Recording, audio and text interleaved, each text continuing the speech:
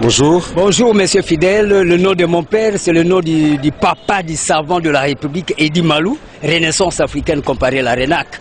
Vous vous appelez comment? Edi Malou, le premier savant de toute la République démocratique du Congo. Edi Malou.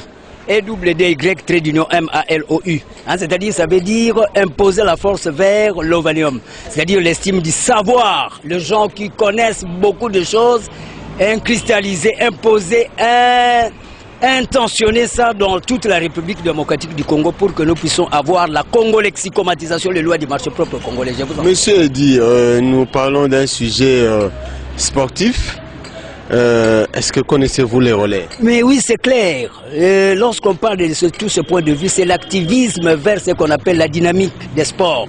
C'est-à-dire mettre un accent sur les revenus aussi à avoir. C'est un problème de TGO, théorie générale des organisations. Comment nous pouvons parvenir aussi à relever aussi les défis? Parce que par exemple, le Brésil, à part les végétariens, là, le végétalisme, nous avons cette même climatologie. Le Brésil aussi, c'est des... Oui, mais nous parlons du relais. Du relais. Comme... Relais. Relais. C'est-à-dire, quand on parle de ces relais, on voit ce qu'on appelle le système de la technicité informatisée. C'est-à-dire, nous devons avoir... C'est systématique. Les relais, c'est pas dans les sports, c'est pas une discipline sportive? Oui, ça fait allusion, parce que quand on parle des sports, on voit la nucléarité. C'est l'homme qui va vers la dynamique. Oui, mais le sport là, le relais, est-ce que vous le connaissez? Oui, mais c'est clair, ça fait allusion au redynamisme de l'homme qui doit assurer ce qu'on appelle la systématique de l'orthodoxisation, c'est-à-dire la réflexologie. Le réflexe, tout ça. Vous connaissez comment ça se pratique? Oui, mais maintenant, à ce moment-là, il y a la relaxation comme telle.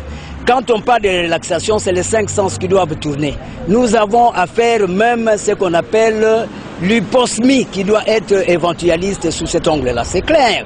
Quand on parle de l'air, c'est faire allusion à informatiser le sens dynamiciel vers l'humanisme. Je vous en prie. Merci beaucoup. Oui.